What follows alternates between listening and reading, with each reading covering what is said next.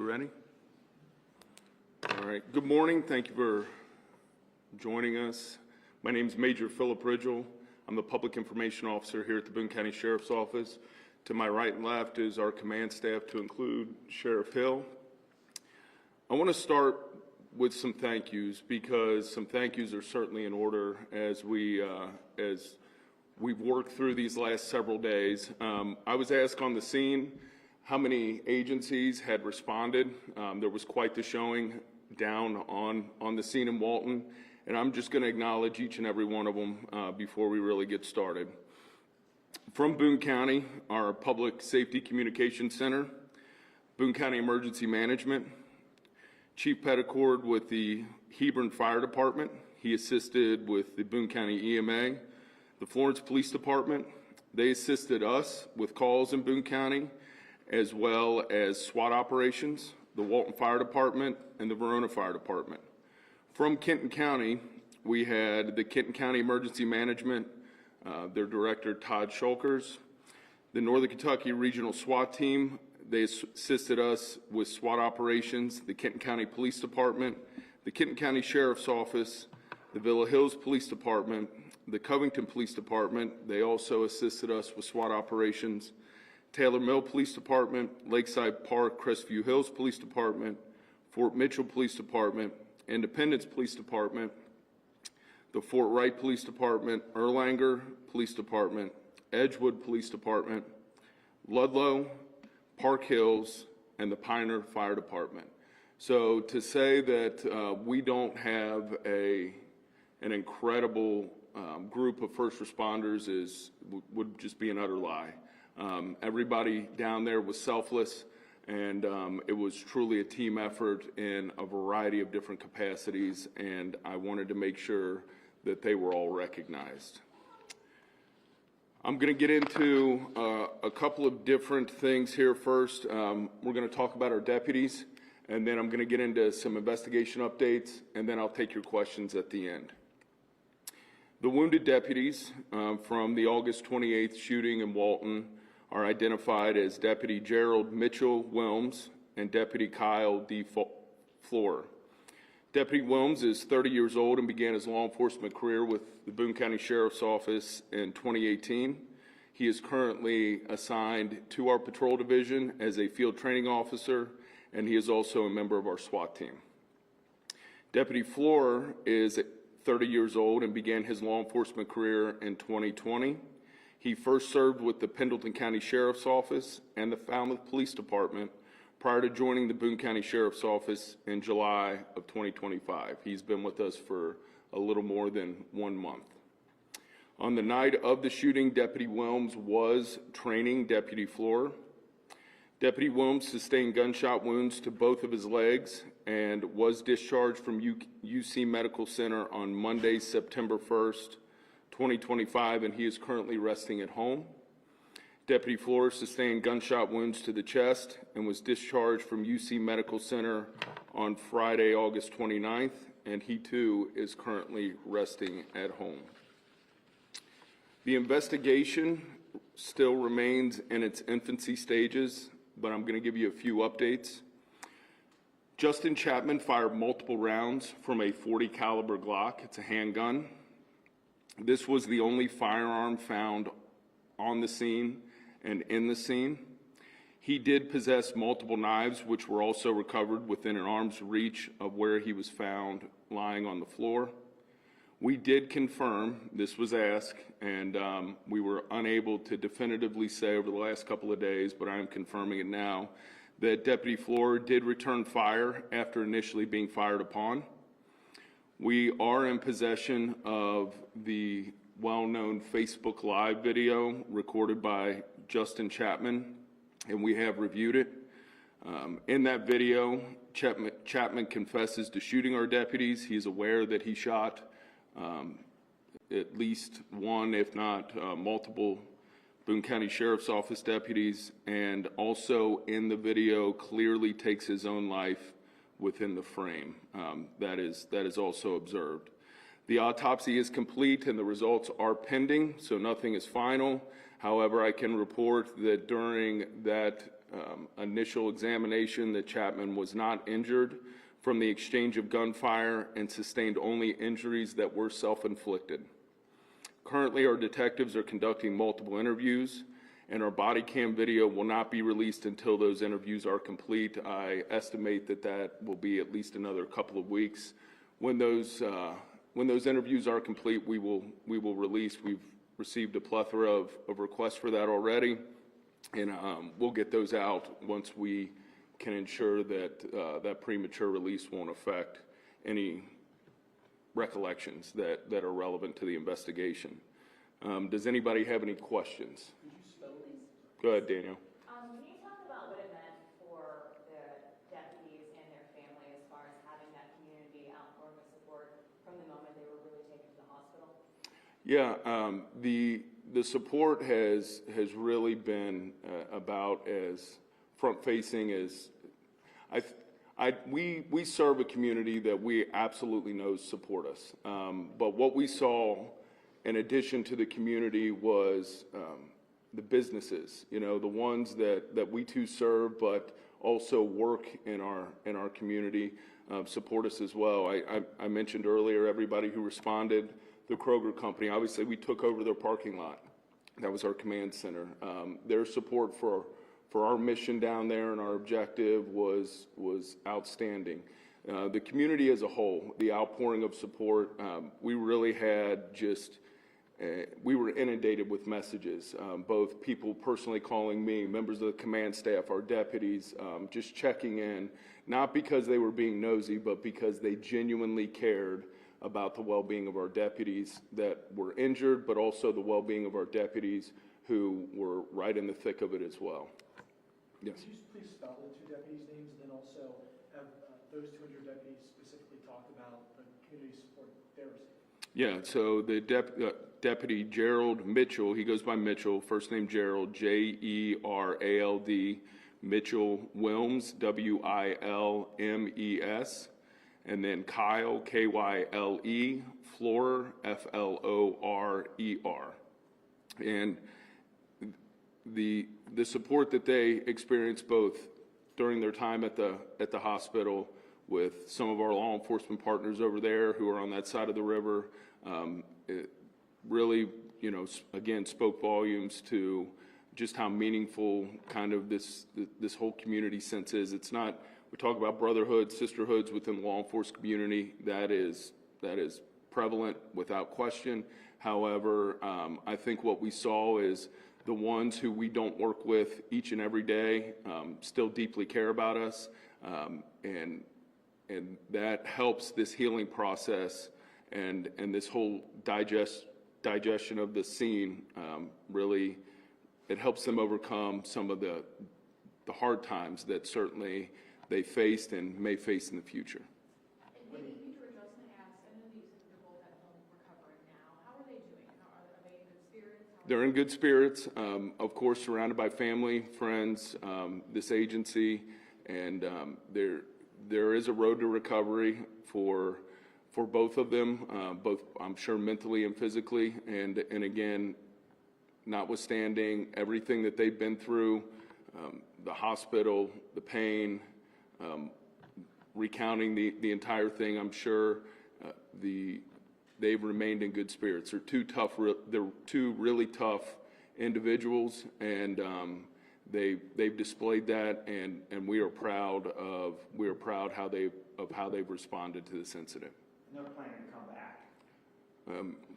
They've not told us to the contrary. That's exactly the way that we see it. We don't want to put the cart before the horse, Brian, on that, but we want to make sure that we get them healthy, both physically and mentally, and then we can work them back in here. But all accounts point to they want to get back. They want to get back to work.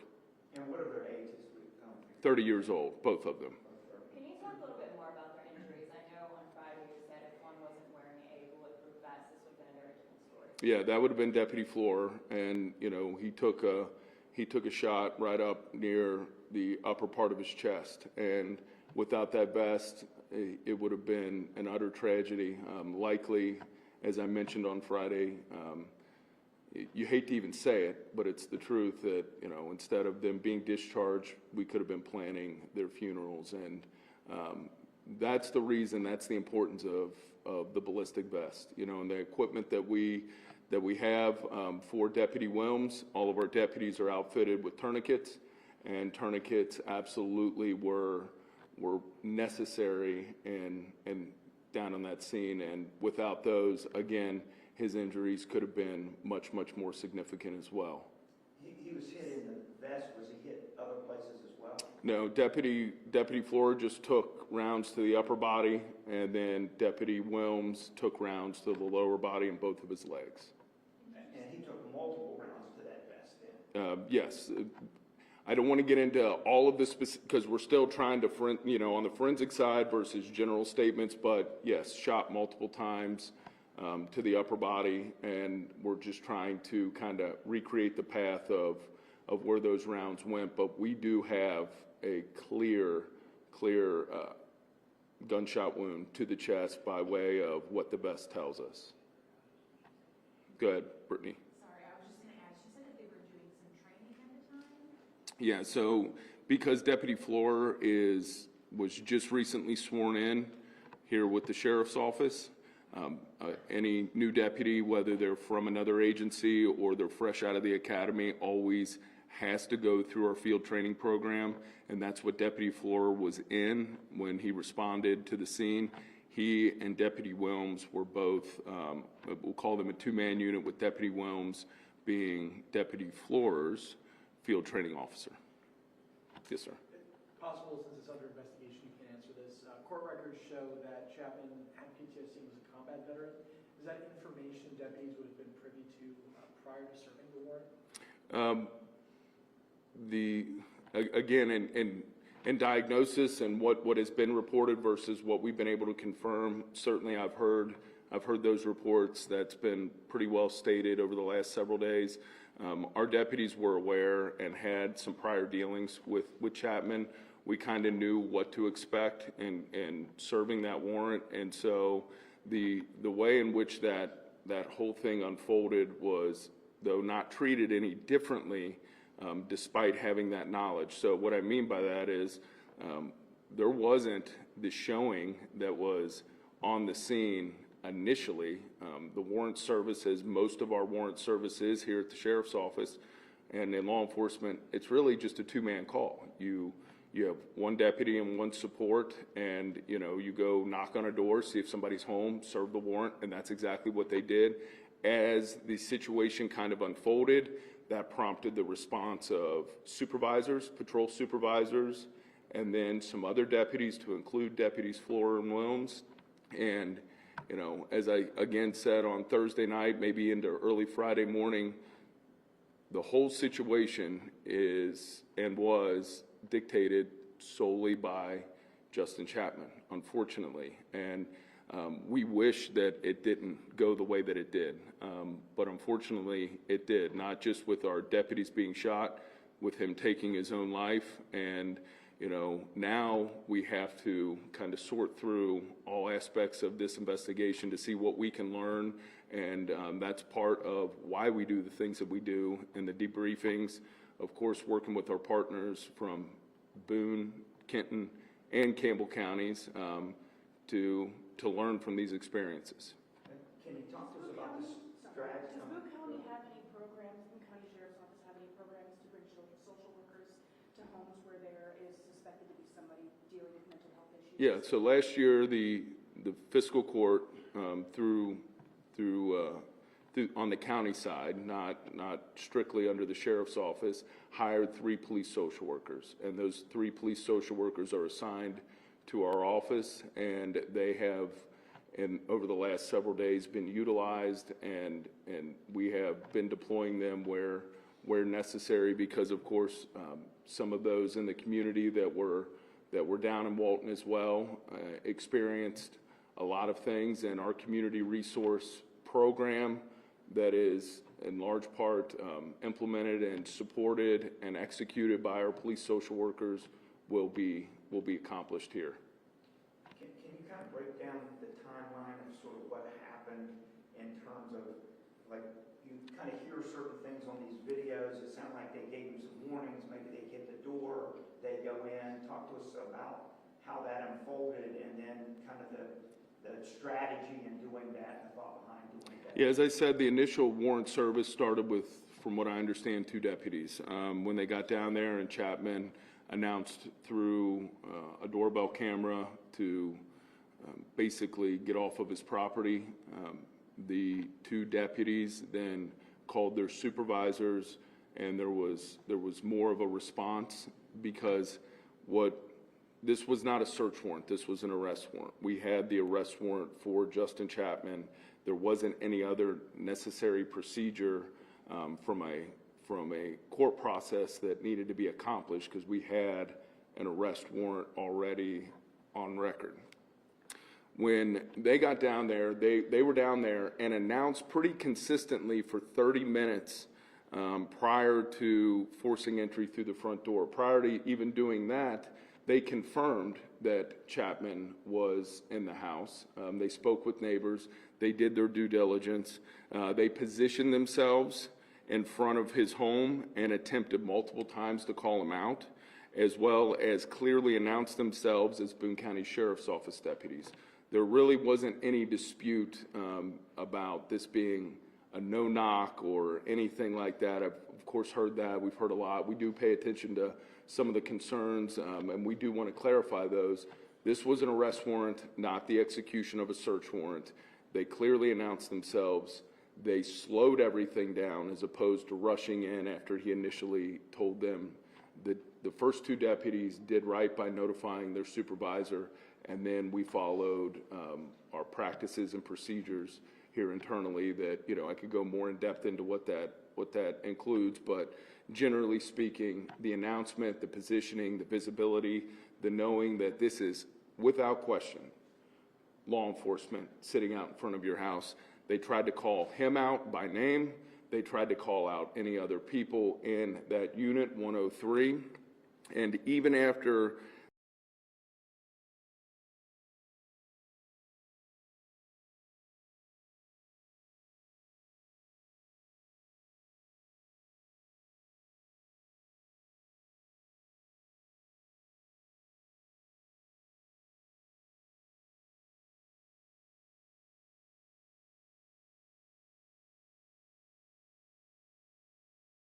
somebody was trying to break in.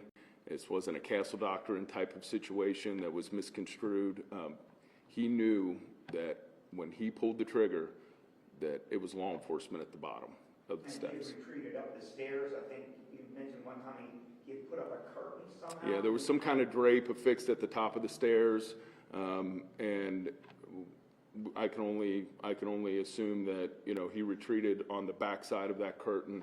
But when you go up the stairs, instead of clearly making a right and a left, you were met with some type of drape or curtain, and that's what he retreated behind. So the deputies maybe didn't even see him when the bullets were coming at him? I won't speak to what they saw and what they didn't see, because we've still got to interview them, but obviously he knew that they were down there, and it seems like they knew where the shooting was coming from. What happened in those few seconds in between, about what they visibly recognized, I don't want to speak to that. He shot from the top of the stairs, though? Yes, shot from the top down. Through that curtain? I can't say if it was through the curtain, but it was from the top of the stairs. Yes, sir. Just to confirm, you said according to the autopsy, the injuries he sustained appear to be self-inflicted. Okay. Yes. All of his injuries and the fatal wound was a self-inflicted gunshot wound. And again, to reiterate, this was also clearly captured on a video that we now possess and that we have reviewed. Go ahead. Now, you touched upon it a little bit, but you've had past dealings with Chapman.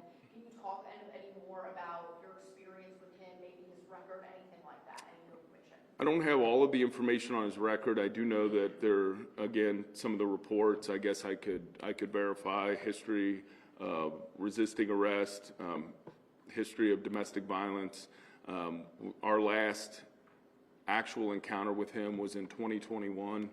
I had mentioned, I think on Friday or Thursday, that we had attempted a warrant This same warrant we had attempted back in May of this year. It was a new warrant. In 2021, we were serving a different warrant. That warrant was served, and he resisted arrest. We took him to jail, and that court proceeding, I guess, worked its way out. And then here in 2025, in May, we attempted this warrant again and were unsuccessful and had negative contact. That was a term that I used on Friday. We had negative contact with him, and then last Thursday, we were attempting that warrant service again. Yes? You mentioned that he himself was taking the video. What all did that show? Generally speaking, it was a confession. You know, he did confess on the video. Not having verbatim terms or quotes for you, I don't want to editorialize it too much, but he did make confessions. Well, this was after he had the video that I'm referring to was after our deputies had already been shot. So he acknowledged kind of the aftermath and the seriousness of what he had just done, and then through the course of the video made various statements, and then sadly and ultimately took his own life. Real quick, I wasn't here for the last press conference. I apologize if you already said it. But what kind of weapon and what kind of caliber was it he was using? He was using a .40 caliber Glock handgun. Did they get streamed out live? Yeah, that's the way we weren't able to see it live, but he did. From what we received, multiple reports that he streamed that entire video that we possess live for everybody to see, or at least everybody who had the ability to see it amongst his friends group or. It was on Facebook or social media? It was a Facebook Live video. And it's no secret that Boone County, as a county itself, has been through a lot this past year, your department itself. Can you talk about the help you're not only giving these deputies, but deputies who are also responded at night, potentially other people who've been affected this past year? Yeah, I think for us, what we're trying to get better every day in that respect.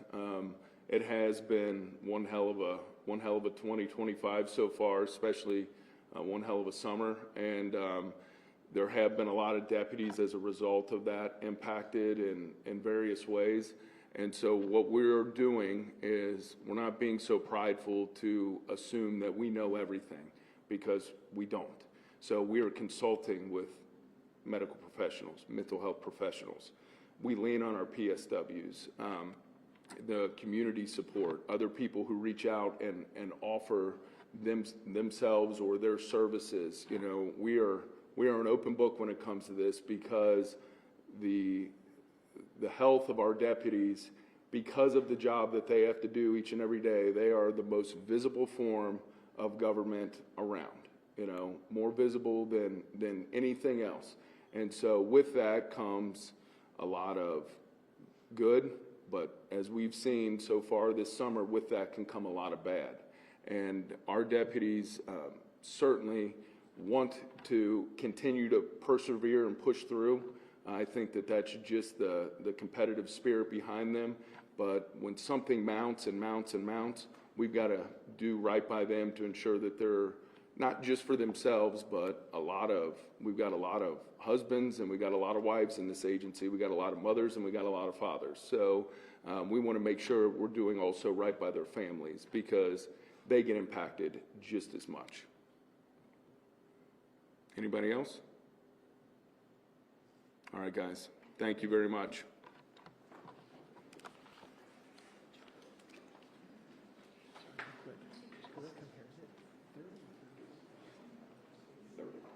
And so what will happen is I will put out this press release.